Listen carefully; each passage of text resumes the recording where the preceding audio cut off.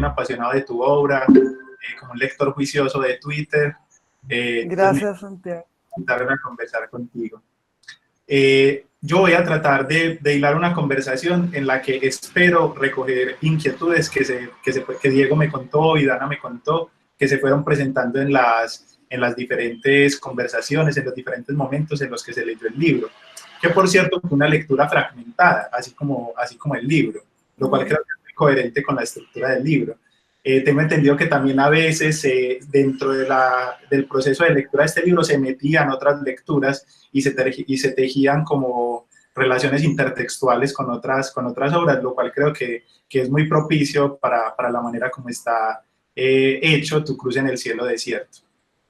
Sí. Yo quiero empezar por señalar que me parece muy curioso esta situación que estamos viendo en este momento, que para mí es muy familiar, y es tener a Carolina al frente de la pantalla.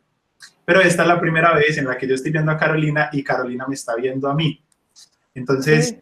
no quería dejar de señalar eso, y también lo que implica tener como diferentes ventanas al mismo tiempo superpuestas, en las que son como un montón de pequeños mundos. Incluso en algunas casas parece como si fuera de noche y en algunas otras como si fuera de día.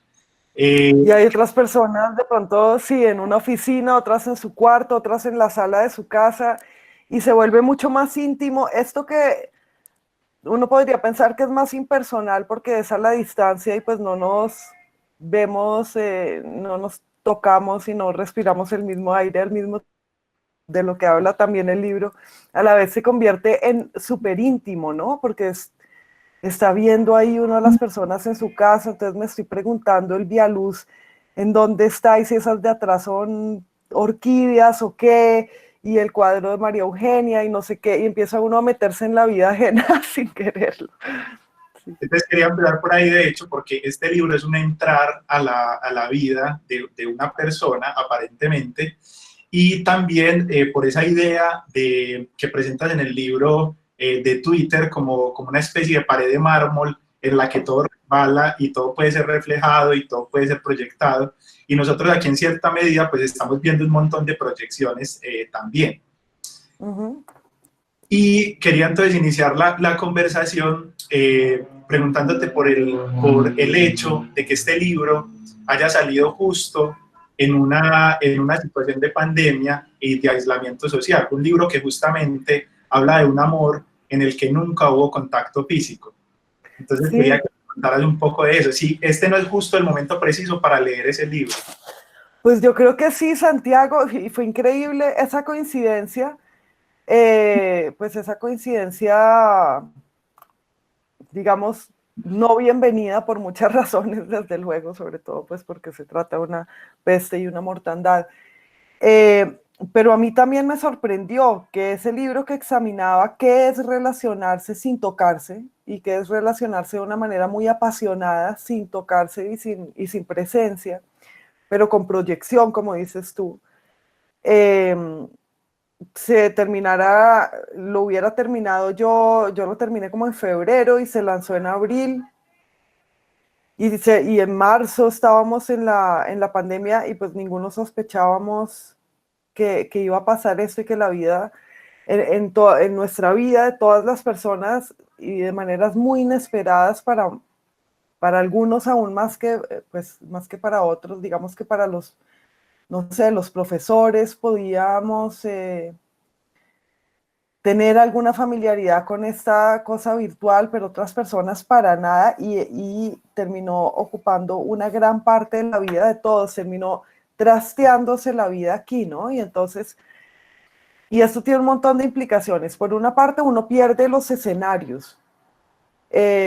Yo normalmente habría estado, supongo que me habrían invitado a la biblioteca y los habría conocido y yo habría estado en un escenario y habríamos estado viéndonos y yo habría tenido una posición, mi voz habría tenido una proyección y luego habría recibido las de ustedes, etcétera. Todo esto es distintísimo en este mundo plano en el que además yo he pensado mucho en eso últimamente, en el que además me veo a mí. Yo estoy hablando acá y estoy tratando de no mirarme y estoy mirándolos a ustedes, pero estoy frente a un espejo. Si muevo la mirada hacia la esquina superior de la pantalla, ahí estoy yo y me voy a ver hablar, lo cual antes nunca pasaba, ¿no? Entonces tiene ese componente, Santiago, también de un nuevo narciso. Uno siempre está mirando su reflejo. El otro día, y esto al margen, estaba dando yo una clase y toda la gente parecía no estar prestando mucha atención, como que yo veía como los ojos perdidos en la pantalla y decía, esta gente estaba viendo Twitter o algo, y entonces me puse a mí misma grande en vez de ver todas las casillas. Y se me olvidó que me estaban mirando, que no solo me estaba viendo yo, y empecé a hacerme así en la, en la pantalla, como a estirarme las arrugas, y luego me di cuenta y bueno, y ni lo mencioné, pero lo digo pues para explicar cómo ahora me paso 2 o 3 horas diarias delante del espejo, que es esta pantalla en la que hablo. Es un espejo frente al que hablas. Es rarísimo. Y te hablas a ti mismo y al hablarle a ti misma y al hablarle a ti misma, al hablarte, les estás hablando a los demás en ti. Es raro. Además, está esta cosa de los nichos, ¿no? Que son también como nichos en la pared de un cementerio. O sea, para mí es inevitable pensarlo cada vez o muchas veces que es el nicho con tu nombre, es exactamente igual a cómo vas a estar, pues a cómo vas a estar recordado y va a estar tu cuerpo en el cementerio y aquí estás sin cuerpo y allá va a estar solo, vas a estar solo en cuerpo. Entonces hay un montón de conexiones nuevas entre la vida y la muerte con esto, pues con esta comunicación virtual, ¿no? Y en el libro pues exploraba eso también, pero no era algo común así, sino algo de dos personas o de dos entidades, imágenes. No te estoy oyendo, estás enmudecido. Apagué el micrófono para evitar el eco. Sí, Eh, sí, Fíjate que en este momento, mientras estamos conversando, la mayoría de las personas está haciendo otra cosa, está tejiendo. ¿Qué, sí. qué te produce esa imagen de ver personas tejiendo mientras tú estás también tejiendo con la palabra, no sé, algo? Eso me encanta que la gente haga otras cosas mientras hablo y limpie, y si limpia la casa también y si, claro, y tejer y coser no me distrae porque sé que es una manera de escuchar. Lo que me distrae es cuando veo, uy, no sé, cuando alguien coge el teléfono y digo, uy, no, se me fue la concentración. Entonces ahí es cuando tengo que ponerme a mí grande en vez de mirar. Pero qué cosa no tejan me parece increíble y además, claro, está esa relación entre el tejido y el tejido. El texto es un textil, es un tejido también, ¿no? Eh, y me pregunto, supongo, claro, que todos tienen ahí ya el diseño que están cosiendo, pero sería chévere el experimento de ir a hablar, de que alguien va hablando y las personas van cosiendo según lo que van oyendo y van saliendo, no sé, arabescos y líneas, interrupciones según lo que van oyendo. Me encantaría ese ejercicio. Sí, sí, sería fabuloso Sí. ver. ¿Cierto? Sí, sí, Como sí. una traducción de lo que van oyendo a la costura misma, sería wow. Sí. Ahora me gustaría que entráramos un poco en materia del libro, aunque es un libro que no entra en materia, como tú lo señalas. Y siento que de este libro es muy difícil hablar, porque normalmente cuando habla de libros, uno está hablando de cuáles eran las intenciones del autor o qué quería decir el autor o cuál es la razón de ser de este libro. Y este libro constantemente se está justificando como este libro es esto y este libro nació por esto y la razón de ser de esto es tal cosa. Y yo he encontrado que en tu obra hay una constante recurrencia a el peligro o la acechanza de la tergiversación. Es decir, a eso de que uno dice algo y es muy probable que, o siempre lo más probable es que el otro no entienda lo que tú en realidad querías decir. Entonces me pregunto yo si esa forma del libro autojustificarse constantemente es una forma de eludir la tergiversación. Esa es una muy buena pregunta. Ayer, justamente anoche, en el taller de escritura que yo dirijo, estábamos hablando de eso porque una mujer dijo que al hacer su ejercicio para el día, constantemente había borrado lo que escribía porque estaba diciendo qué van a pensar de mí, ¿no?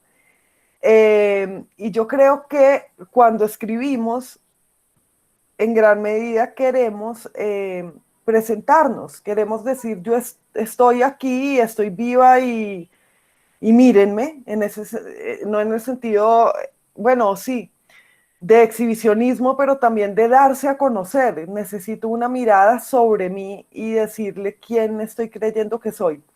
Pero inevitablemente en el texto también, como tú sabes, uno es uno que no es. El texto ya es otro de uno. El texto no es uno, sino que es no solo una versión de uno, sino, como dices, también una tergiversación de uno, porque un texto nunca te va a presentar totalmente, nada te va a presentar totalmente, ni mi cara aquí hablando, quién estoy siendo para ustedes, quién estoy siendo en este momento en ustedes, necesariamente están oyéndome y percibiendo de mí algo que yo creo que no soy, pero algo que sí soy, que desde que lo perciben, en todo caso, por más tergiversado que me parezca a mí la imagen que tienen de mí, esa imagen soy yo también, ya que estoy siendo esa imagen en ustedes y ya que la están construyendo a partir de la que yo proyecto. Y entonces está eso del peligro de la tergiversación, del miedo a la tergiversación y del qué dirán de mí, no como que dirán de mí desajustada a un código moral, sino que dirán de mí que yo no sé y que dirán de mí que yo no quise decir, ¿no? Que se me escapó de mí. Y entonces en el libro hay esa exploración, por una parte eso que siempre tiene uno, que es como un afán de control de qué decir y qué mostrar, y por otra parte una violencia contra ese control. Yo traté de decir, vamos a decir cosas de mí que yo no necesariamente quiero decir, y entonces ahí empieza pues la confesión y también eso, como una autoviolencia de voy a llamarme ladrona y voy a decir que soy ladrona o voy a contar todas esas penas ridículas con esos hombres que me compraba regalos con mi propia plata y el que me decía las mentiras absurdas de que estaba en París y estaba en Medellín. Bueno, voy a ridiculizarme, voy a mostrarme en mi patetismo. Y eso me interesa mucho, como explorar el patetismo, porque todos somos patéticos y patéticas, y no nos gusta ser patéticas, nos gusta ser de otras formas, incluso ser víctimas, pero no víctimas patéticas, sino víctimas totalmente desoladas, pero mostrarnos en el momento patético de, de, de las victimizaciones pequeñas, además, no de las grandes victimizaciones asesinas. Es difícil porque es mostrarnos pequeños, pero es también el camino hacia la risa, ¿sí? En el momento en que yo digo, Dios mío, o sea, realmente he sido muy patética en estas relaciones con los hombres o en lo que sea, ahí puedo reírme y mostrarme como un objeto de burla y otro se puede reír de mí. Y la conciencia de que otro puede burlarse de mí es muy liberadora, la conciencia de que soy un objeto de risa. Yo creo que cuando la gente dice reírse de sí mismo, yo no sé bien qué tan fácil sea reírse de sí mismo, pero sí es fácil mostrarse ridículo para que otro se ría de uno y ahí ya uno se está riendo de sí mismo, pero en el cuerpo de otro, no en el cuerpo de uno, porque es más difícil, ¿no? Entonces eso, la tergiversación es un peligro, uno puede controlar, inevitablemente uno va a querer controlarlo hasta cierto punto, pero también tiene que saber que uno nunca va a ser percibido como uno cree que es. Pero por otro lado, Santiago, está el problema de la claridad. Uno quiere ser claro, uno sabe que escribir es el camino hacia la claridad, que cuando uno está en una vida dedicada a la escritura, es una vida dedicada al intento por ser más claro. ¿Mm? No más fácil de leer, pero sí más claro a nivel de la oración. Y a mí me preocupa muchísimo que cada oración se entienda, que se entienda lo que dice esa oración y luego la siguiente. Y el esfuerzo terrible de escribir, la pena de escribir, el esfuerzo penoso, pues, en el sentido de arduo, de escribir es ese de la claridad. Es muy ardua la claridad, ¿no? Y en mis talleres yo lo veo porque pues mis talleres me enseñan a escribir a mí también a través de ver lo que escriben personas que han escrito menos, pero que tienen los mismos problemas que yo tengo y es, uno por lo general cree que el lector está dentro de uno y que le va a entender lo que uno está pensando y que uno pone ahí una oración y a eso se entiende porque yo lo que quise decir fue, y eso no vale, lo que quise decir no vale, solo vale lo que dice. Y entonces irse conectando con esa materialidad del texto que me interesaría además relación, pues si pudiera relacionarla ahora con la materialidad de la textura que ustedes están haciendo al bordar. Ese es el camino de toda una vida de escritura. Ustedes saben que en el bordado hay lo que está en el bordado, no lo que yo quise hacer mientras lo hacía, ¿no? Sino lo que quedó. Cervantes se burla mucho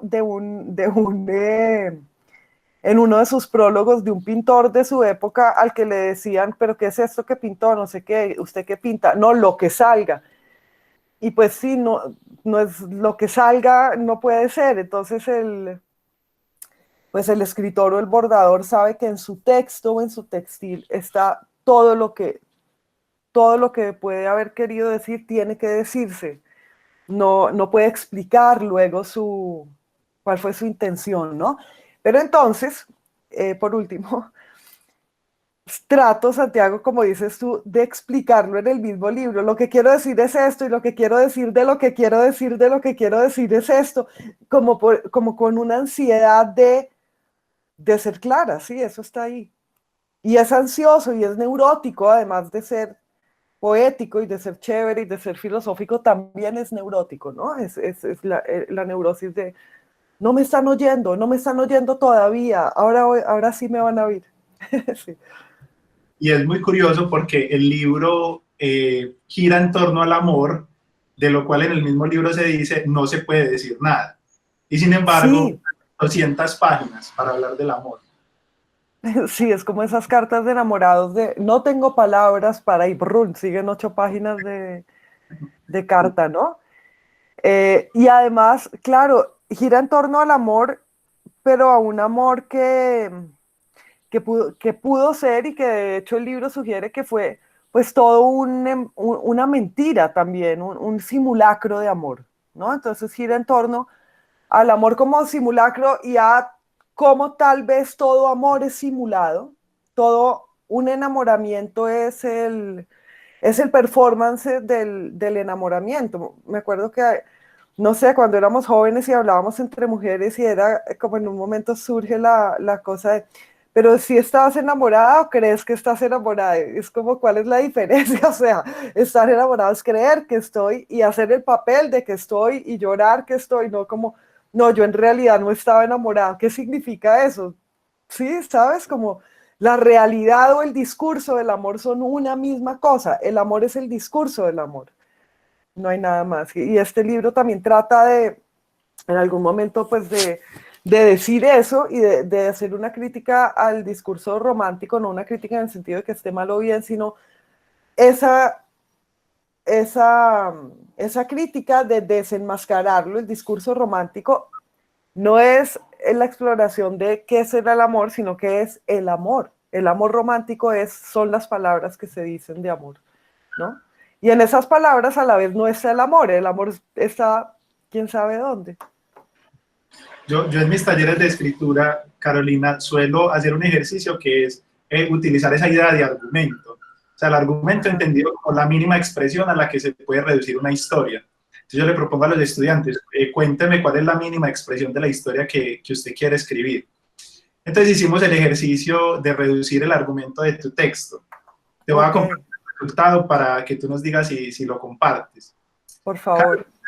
Escribe la historia de un amor efímero sin contacto físico para examinar ese amor. Pero antes de entender a su amor, debe preguntarse por cosas por las que antes no se ha interesado. Ajá.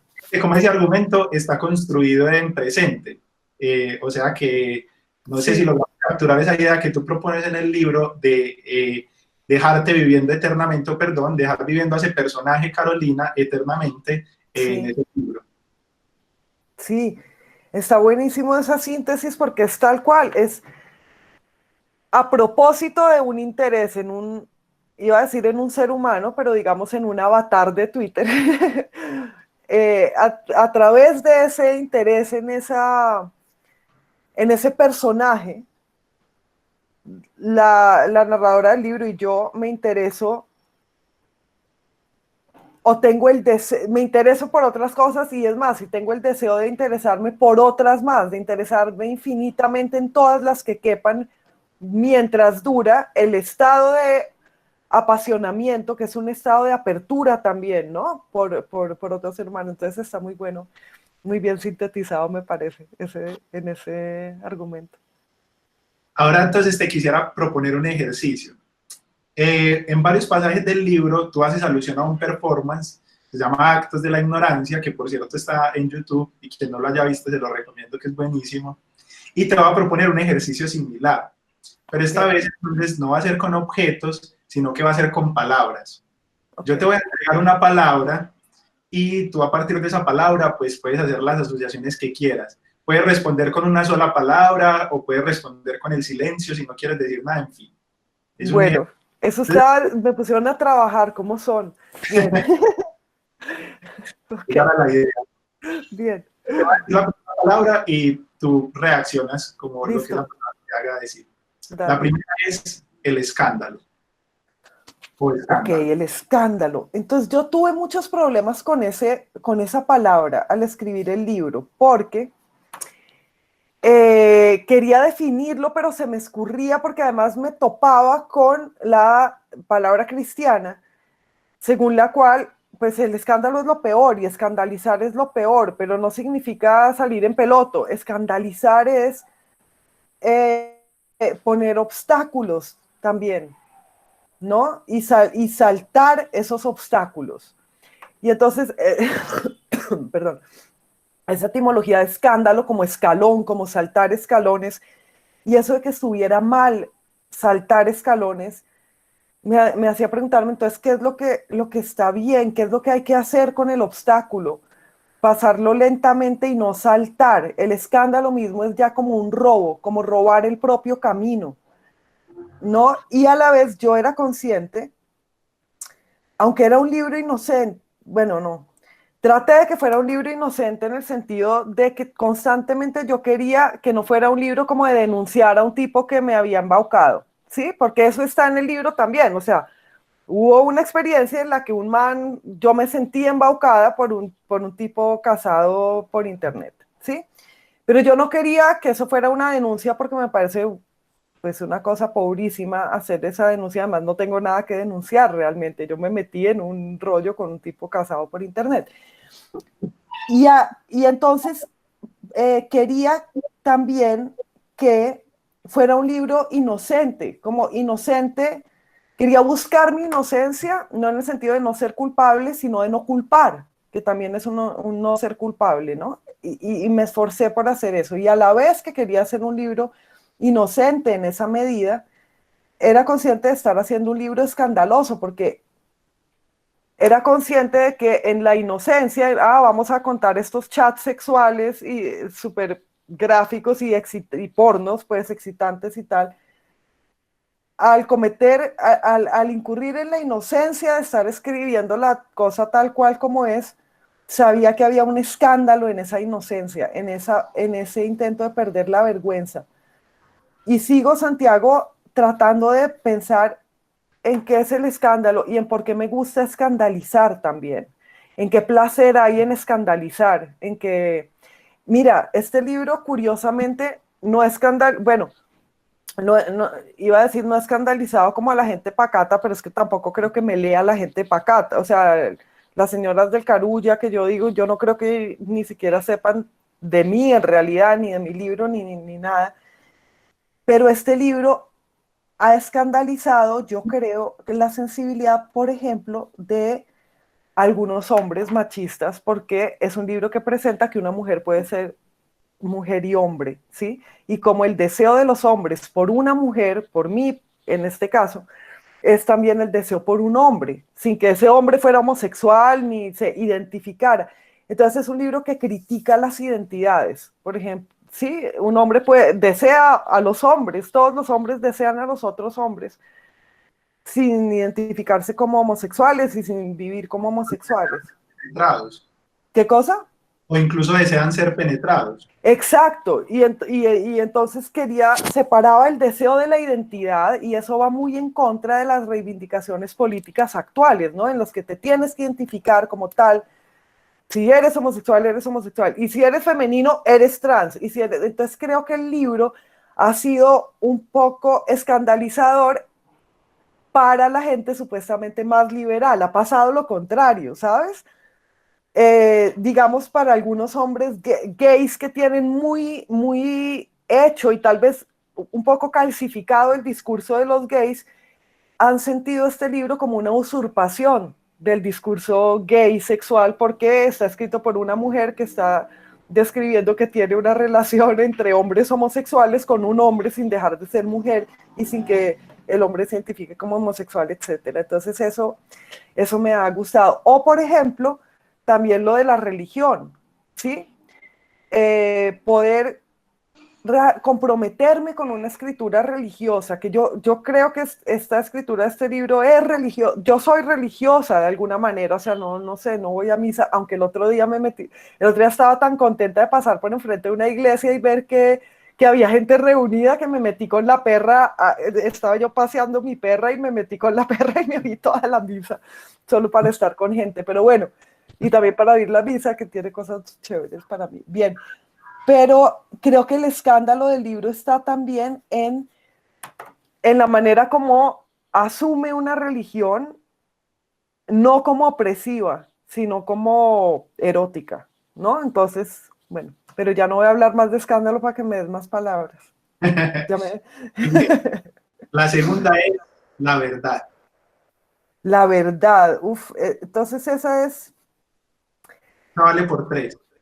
sí, esa vale por 3. La verdad es lo verde. Hagamos una etimología falsa, verdad viene de verde.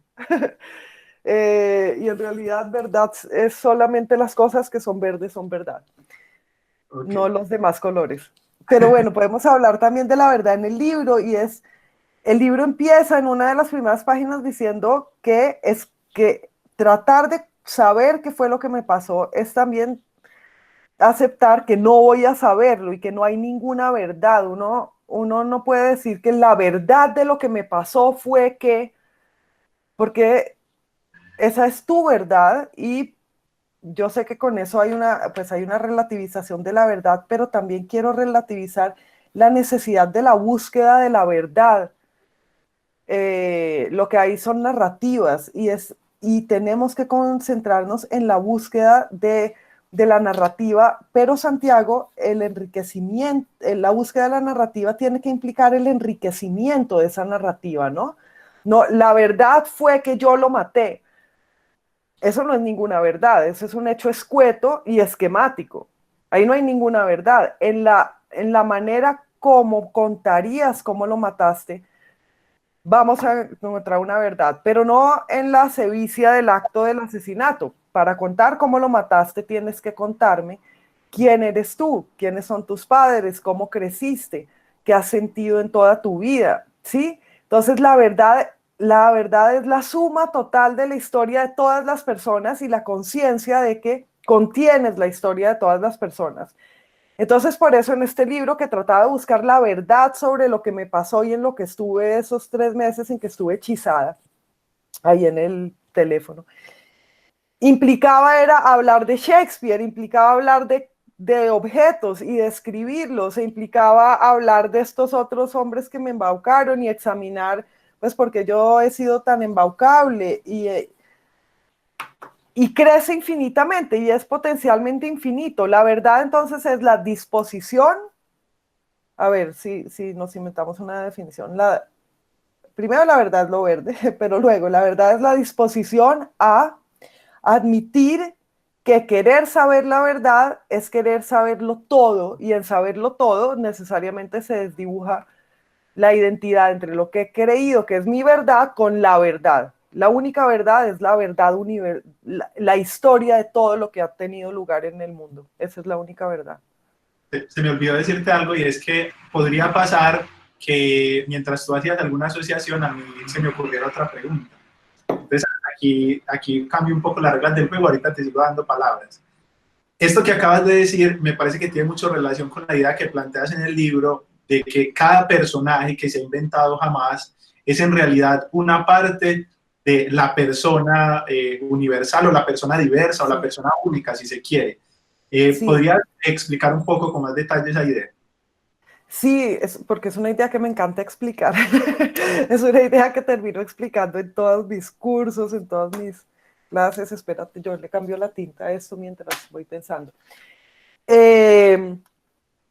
Bien, entonces, Gastas muchos lapiceros, me imagino. escribo mucho a mano, sí, escribo con pluma y mientras voy hablando voy escribiendo siempre. Sí, sí. Entonces, yo creo que todos los libros, pues esto no es ninguna, pues esto es como descubrirle el agua tibia, pero a veces nos olvidamos de esto. Todos los libros que se escriben, y por libros me refiero a todos los poemas, todas las novelas, son sobre el lector, son acerca del lector, no son acerca eh, del autor, y son también acerca del autor, pero no son acerca de un personaje que es un tipo de persona y es alguien que me inventé al que le pasó esto. No, al hablar de Madame Bovary, al hablar de una mujer a la que le pasó que pues que se casó y descubrió que su vida con su marido era aburridísima y ella desde niña había estado fantaseando con vidas aventureras y entonces empieza a tener amantes. Esos amantes no le funcionan hasta que y empieza a endeudarse queriendo además comprar vestidos y cosas, viviendo en su mundo de fantasía y en su mundo que le han inspirado las lecturas, hasta que finalmente, no les voy a contar el final para las que no lo hayan leído, pero bueno, Madame Bovary trata de eso, pero también no trata de eso. Madame Bovary trata del ser humano, ¿sí? De la parte que hay en todo ser humano, y en el ser humano, que es uno solo, de fantasioso y de enamoradizo y ¿cómo se llama? Y de insatisfecho, etc. Y entonces, lo que yo quería decir es que todos los personajes figuran partes de uno mismo y en todos los libros en los que hay varios personajes, se puede leer también como fábulas acerca de tu mundo interior. Dentro de ti hay una Madame Bovary y dentro de ti también está el aburrido Charles Bovary, marido de Madame Bovary, y también están los amantes emocionantes de Madame Bovary y el cobrador que le cobra las deudas que ella tiene. Todos ellos no solo viven en la sociedad humana, en lo que llamamos esa realidad pues externa, sino que son partes de tu psique. Y cada historia que hemos imaginado es la historia también de las conexiones entre las partes de tu psique, entre tus personalidades, ¿sí? Y esas personalidades no solo están en tu cerebro, son las partes de tu cuerpo también. Madame Bovary está en una parte de tu cuerpo, qué sé yo, es tu corazón, no creo que sea tu corazón, es más como tu boca. Y otro personaje de Madame Bovary es otra parte de tu cuerpo, etcétera. Y eso también traté en algunas partecitas del libro de traducir, por ejemplo, partes de mi cuerpo a distintos animales que viven en esas partes del cuerpo, ¿no? Entonces eso es una explicación más o menos clara, Sí, Santiago. sí, sí, sí, sí. Bien. Para mí lo es. Y de hecho se conecta con la siguiente palabra que seguía, que es la espectadora. Tú dices en el libro que reclamas para ti el lugar de la espectadora. Claro, entonces uno debería pues llegar a un momento en el que, bueno, a muchos momentos, es que eso no es llegar y entonces en un momento ya pasó, sino buscar momentos de su vida en el que uno se pueda poner como espectadora pues, de todo lo que tiene lugar, ¿no? Y de uno mismo. Y saber que en uno mismo tiene lugar un teatro, pero que en el momento en que tú te pones a mirar ese teatro, ya uno mismo no es el teatro, uno mismo es el espectador del teatro, ¿no? Y también puedes mirar cómo miras tú ese teatro, mirarte siendo espectador. Y en ese momento eres la espectadora del teatro que eres tú mismo. Y entonces adquieres la conciencia, y muchos libros tratan de que tú tengas ese instante de conciencia, como Las Mil y Una Noches, por ejemplo. Otras personas lo hacen a través de la meditación. Las personas que estamos en la literatura, pues lo hacemos por un camino, digamos, más, pues más largo y de pronto más torpe, que es la literatura. ¿Ah? Más pedregoso. Sí, porque de pronto no tenemos esa facilidad de desconexión del que medita y en realidad puede salirse y mirar, sino que tenemos que leernos todos los cuentos de Las Mil y Una Noches para tener la experiencia de, etcétera. Pero entonces lo que trataba de decir es que con esa, cuando te das cuenta de que eres el espectador del espectador y el espectador del espectador del espectador y que todo eso también es un teatro, pues eso se llama la experiencia del infinito. Entonces tú ya supiste qué cosa es el infinito y no solo estás viviendo tu vida mortal, putrefacta, podrible, que de tu carne y de tu inteligencia, que también se pudrirá igual o se esfumará, sino que ya viviste esa experiencia del infinito, ya sabes que es materia, que es real, porque ya la enunciamos, es eso, ¿no? Y está en esa búsqueda de ser actor y a la vez espectador, de saber que eres actor y estás actuando. Yo ahora estoy actuando en este momento, pero también puedo verme actuar. Y en esa conciencia de actuar y verse actuar, pues está la dignidad humana, ¿no? Creo yo. Se dice que esa es la gracia de los sueños, que uno en los sueños puede ser actor y espectador Exacto, al mismo tiempo. Y de, exacto. uno de los sueños es una presencia constante en el libro, eso que tú llamas el otro mundo, que puede ser también Sí. el sueño o puede ser la muerte. Sí, y puede ser el mundo imaginal, pero lo que dices de los sueños, Santiago, es clave porque al darte esa experiencia, los sueños, de que eres un personaje del sueño, pero también eres el espectador del sueño y te ves a ti mismo, ¿no? En la situación del sueño, pero además eres el autor del sueño, porque ¿qué otro autor hay? Ahí está. Ahí está la clave de la vida, pues, en ese papel múltiple que los sueños te permiten ver que ocupa. Bueno, aquí sigue la siguiente palabra, es perdón. Acabo de escribir una cosa muy larga sobre el perdón que me comisionó la Comisión de la Verdad para unos libritos que va a hacer, me imagino que publicará el año entrante. Y fue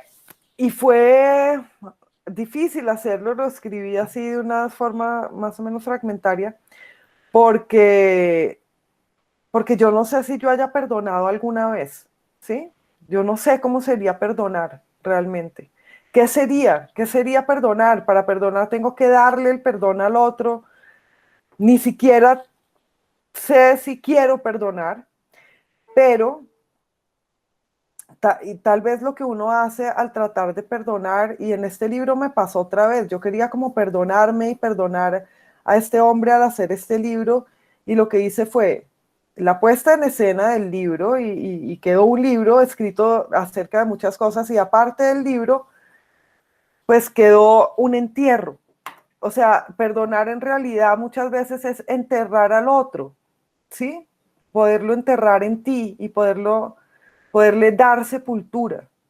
Eh, Más allá de ni hacérselo amigo, ni... Y más allá incluso de entenderlo, porque está la aceptación de no voy a poder entenderlo. Pero darle un entierro dentro de ti, ¿no? Yo creo que esa es la forma del perdón. Que no es lo No, mismo que olvidar, ¿cierto? que no es lo mismo que olvidar, porque además, ¿qué tal cuando la gente dice es que perdono pero no olvido, olvido pero no perdono? Eso ni siquiera qué quiere decir. Además, uno no olvida por decisión, pues a uno se le va olvidando, uno va quitándole la carga emocional a las relaciones, ¿no? A mí nunca se me va a olvidar el poeta chileno, pero pues desde luego ya no pienso en él todos los días, ni me pregunto qué estar haciendo, ni si me quiere o no me quiere. Entonces, eso, quitarle la carga emocional a las personas dentro de ti, es hacerles un funeral también. y te acordarás, y sí, no es el olvido, porque justamente Santiago uno entierra a las personas para recordarlas, ¿no? Para ponerlas en el nicho con el nombre. Peregrinación incluso. Claro. Entonces, el perdón está relacionado más con cómo buscar, ubicar el recuerdo dentro de uno, más que con... Y aquí va la última palabra. Y antes de decirla, pues les invito a que si tienen alguna pregunta la pueden ir dejando por el chat o me las pueden ir mandando al WhatsApp y yo las estoy recogiendo para presentarlas. La última palabra es justamente la cruz. Sí. La cruz, bueno, ustedes ya leyeron 200 páginas sobre la cruz. La cruz que se carga y la cruz que es el encuentro entre los dos ejes que son los ejes de toda la realidad, y la cruz finalmente en la que está puesto el enamorado, ¿no? La cruz en la que está clavado Jesús, que es el enamorado de la humanidad, el realmente apasionado por la humanidad. Y todo eso es la cruz. Y también está la otra cruz que está en el libro, que es la X, la cruz que yo digo, la cruz femenina, la cruz que no es la de los ejes perpendiculares, sino la cruz de las diagonales. Tenemos que pensar en esa otra cruz que significa estar abierto, porque es la cruz de las piernas abiertas además, ¿no? Y es la cruz con la que te lanzas a algo, sí. Esa sería la cruz de las iglesias de la República Erótica, me imagino. Sí, vamos a hacer esa cruz en la Iglesia de la República Erótica. Esta semana he hecho demasiados chistes en mi clase sobre Homero y ahora acá sobre hacer una secta. Voy a terminar, si sigo así de verdad, haciendo una iglesia. Pero, bueno, ayer estaba... Y todo. ¿Qué? Conozco a mucha gente que pagaría diezmos, que se matricularía y sería ferviente. Pues. Hagámosla gratis. Bueno, tenemos que tener un financiador pues, para poder hacer un edificio. Bueno, no, ¿cuál edificio? Es una secta virtual, obviamente, es una secta por Zoom, porque es de la nueva época. Ayer estaba bueno, cuando el Papa dijo lo de los matrimonios homosexuales o las uniones civiles homosexuales, estaba hablando yo ayer con unos amigos sobre si vendrá la revisión del celibato. Y yo decía, bueno, lo que tiene que hacer la iglesia, que es lo más urgente, es lo de las mujeres, o sea, cómo sigue excluyendo a las mujeres de la jerarquía, ¿no? Somos la mitad del mundo. Y me pregunté, para que vean, les doy acá una confesión, me pregunté si la iglesia aceptara el sacerdocio femenino, si me interesaría tal vez hacerme sacerdote católico, y pensé que de pronto. Y, y dije, wow, nunca, no sé, pero sí, me parecería emocionante ser sacerdotisa católica. Porque eso significaría que la iglesia cambió, o sea, que ya no es esta iglesia misógina y terrible, sino una iglesia que se mira a sí misma y se reforma. Uf, me parecería súper emocionante, así que de pronto me tendrán, si Dios quiere, haciendo una misa, no de mi secta, sino de la secta católica. No sé. Así la iglesia no revise lo del celibato, estarías dispuesta a ser sacerdotisa. Pues mijo, o sea, a mí lo del celibato ya a este paso ni me va ni me viene, o sea, realmente es el voto que menos me importa, me parece mucho más difícil el de la pobreza o el de la obediencia, el de la obediencia yo diría sí, sí, cumplo y luego vemos cómo, y luego vemos si sí o si no, pero el del celibato ya está siendo fácil. Bueno, Carolina, por acá me llegó una pregunta por WhatsApp. Alguien pregunta que, pues, ¿cuál es tu opinión ahora de las relaciones virtuales? Eso es un despropósito. Uy, sí, es una gran pregunta. Sí, me da mucha jartera. Yo creo que yo no voy a volver a tener una relación virtual. O sea, ya hice todo lo que se podía hacer a través de una relación virtual. O sea, los extremos de pasión, de obsesión, de tergiversación del otro. Me quedé sin nada de ganas. Por mi parte, no veo que pudiera tener otra. Tampoco veo cómo pudiera tener una relación no virtual. O sea, ¿dónde voy a conocer a una persona no virtualmente en el mundo post pandemia? Así que por eso el sacerdocio y el celibato católico me parece que va a ser mi opción. Y por acá por el chat de Gmail te dejaron otra pregunta que yo no entiendo muy bien, y es si estás de acuerdo en concebir la escritura literaria como una forma de telepatía. Pues es la escritura, ¿no? Entonces es como lo contrario de la telepatía en principio, porque ahí está expuesto y expresado lo que quieres comunicar, no es etéreo, sino está materializado en las palabras. Pero creo que tu pregunta tal vez contiene también si en esas palabras se transmiten otras cosas. Y estoy segura de que sí. O sea, yo estoy segura de que soy amiga de Miguel de Cervantes. Yo estoy segura de que él me conoce ya y yo a él de tantas veces que he leído y enseñado el Quijote y de que hay una telepatía con su espíritu, sea lo que sea eso, que vivió y que vive. Así que sí, sí se transmite a través de las palabras el espíritu. Listo, por acá por WhatsApp también me preguntan que si sería posible que nos leyeras alguno de los textos espontáneos que has hecho mientras conversas con nosotros. Es que no son legibles, son estas cosas. Wow. Entonces dice el argumento y al otro lado el tema, lo fácil y lo difícil. Un nicho y la vida, gracias a ustedes, cuando me dijeron, me estaban agradeciendo, para que vean que acá escribí gracias a ustedes. Escribí la pandemia, narcisismo, confesión, la claridad, y en otro que ya voté, porque las voy votando, porque si no se me acumulan en la casa, dice, no, mentira, esto es de allá, bueno, no, está acá. Perdón, el perdón y la memoria, y de hecho hice una nota sobre eso del perdón y sepultar para de pronto meterlo en el ensayo ese que les digo que hice para memoria histórica. Voy a preguntarles ahora si me dejan meter un parrafito más, porque no sé si puse eso de que el perdón es sepultar a otro en uno y me gustó, y cómo sepultar es recordar. Y entonces quiero ver si añado eso a mi ensayo. Ok. Y eso. Eh, ¿Qué más puse? Bien, sí.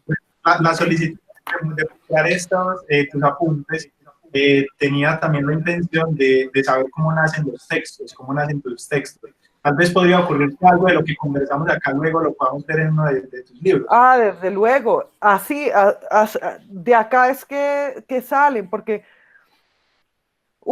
yo descubrí que yo soy mala para escribir, o sea, yo no me voy a poner a sentarme a escribir y más mala todavía para investigar un tema y luego escribir y sentarme 4 horas a escribir y a inventarme una historia. Y entonces lo que yo he ido haciendo a lo largo de todos estos años, desde que publiqué por primera vez, es hacer de toda la vida la escritura. De todo lo que me pasa entra en lo que escribo y es una misma cosa. Yo ya no tengo ningún interés en vivir nada que no pueda escribir, casi. Eh, tengo esa vida textual y todo lo que viva en esta otra vida es para poder pasarlo a esa vida textual. Entonces, ya te digo, justamente eso que salió de este énfasis en el perdón como entierro, solo pudo salir en esa relación mía contigo, Santiago, de este momento, ¿sí?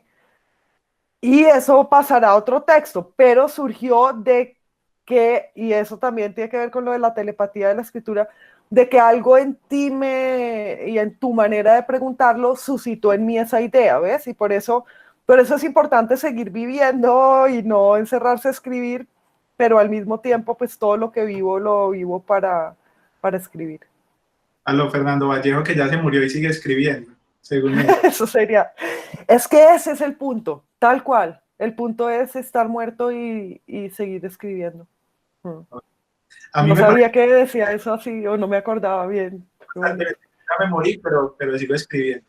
Uf, Eh, sí. Creo que sería muy bello para ti y también muy bello para las personas del costurero que ellas te contaran de su voz como algunas impresiones que, algo que hayan experimentado leyendo algunos de tus pasajes, de alguno de los pasajes de tu libro.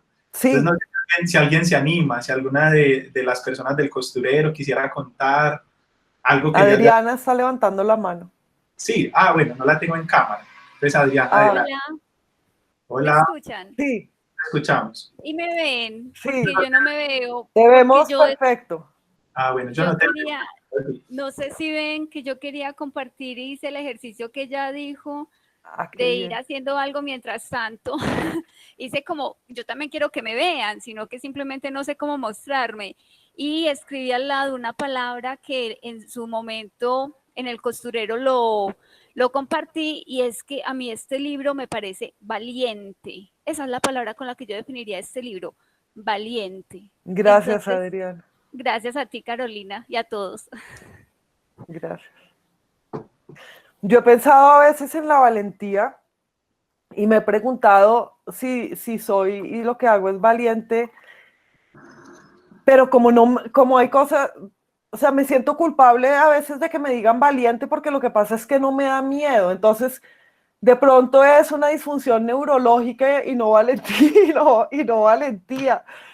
Y entonces a veces me da mucho pudor lo de la valentía y trato entonces de ser valiente de otras maneras, por ejemplo, venciendo el asco por los ratones o cosas que sí me dan miedo. Y entonces, bueno, en fin, gracias. Y voy a Claro, pensar en la valentía. acá por el chat me dejaron una pregunta que de alguna manera ya respondiste, pero sería interesante si pudieras agregar algo más. Y es si es inevitable, ineludible hacer una confesión cuando uno escribe. Bueno, la confesión, no sé si una confesión o una exposición, porque para hacer una confesión tienes que tener el propósito y casi que la seguridad de que no vas a volver a hacer lo que estás confesando, ¿no? Entonces yo ahí dije que puedo confesar, bueno, lo de robar, yo realmente soy incapaz ahora de entrar a una tienda a robar, y entonces hice la confesión con la conciencia o la pretensión de que estaba ya en otro lado y podía hablar de la que fue. Claro, después me di cuenta es que cual que no robo si yo me la paso bajando películas y música de internet, y fue tenaz porque dije todo lo que dije ahí es mentira, yo sigo robando tal cual pero virtualmente. Pero bueno, pero para seguir con dirigirme a tu pregunta, lo que es inevitable creo es una exposición, sí, definitivamente uno se expone y se muestra y se presenta al escribir. Por acá Elvia Luz, que también es integrante del Costurero, nos pregunta que si en algún momento fuiste aficionada a los toros, y lo habla por ese pasaje del libro en el que le dedicas una buena interpretación al vestuario, al atuendo de los toreros. Sí, lo fui y lo cuento en alguna columna vieja del Espectador, y ahí estaba la confesión, exactamente, eso sí es algo que dejé de ser definitivamente. Fui aficionada a los toros, supe mucho de toros, vi muchas corridas de toros aquí y en España, y además las veía por televisión, o sea, como un viejo cacreco horrible y todo en televisión. Y como no tenía televisión, iba a bares de taurófilos en Barcelona, que además eran muy poquitos ya en Barcelona, a ver en televisión con unos viejos horribles, ahí con la cerveza y el cigarro la corrida de toros. Me gustaba el toro, me gustaba ese momento de relación con lo animal, o sea, ni siquiera me culpo porque buscaba en las corridas de toros algo que es verdadero y que me sigue interesando. Lo que pasa es que me importa más ahora pues la compasión y la conciencia del sufrimiento de los animales. Entonces por eso deploro los toros y pues soy activa en la petición de que cesen las corridas de toros. Pero lo que pasa ahí tiene un valor, pero ya es igual que lo veamos grabado, o sea, no se debe volver a hacer, que lo veamos grabado, que veamos las pinturas de Picasso o las pinturas de Goya sobre eso, porque ahí se estaba diciendo algo sobre nuestra relación con lo animal. Y es interesante, todo es interesante en el mundo. Carolina, nos habías dicho inicialmente que podías estar con nosotros hasta las 11:30. Sí, tengo otra reunión ahora por Zoom y entonces me tengo que ir. Ah, bueno, no, entonces no te, se quedan un montón de preguntas. Yo iba a Me señalar imagino. lo más probable es que esta conversación va a quedar inconclusa, como todas las conversaciones, como todos los libros. Entonces, para que no la tengamos que dejar así muy abruptamente, demos un espacito por si se quieren despedir de ti las personas que están aquí con nosotros. Claro. Bueno, entonces... Alguien despídase de mí. No, gracias. Muchísimas gracias. Gracias, Carolina. Gracias a ustedes, me encantó este espacio, me encantó imaginarlas bordando mientras oyen mi libro. Y bueno, y me gustaría aprender a coser para apuntarme al costurero en algún momento. Bienvenida al costurero. Cuando quieras, nos hablamos. Sí. ¿Qué es lo próximo que están leyendo ahora o que van a leer? Terminamos, yo creo que dentro de 8 días terminamos Tu Cruz en el Cielo. Nos faltan más páginas.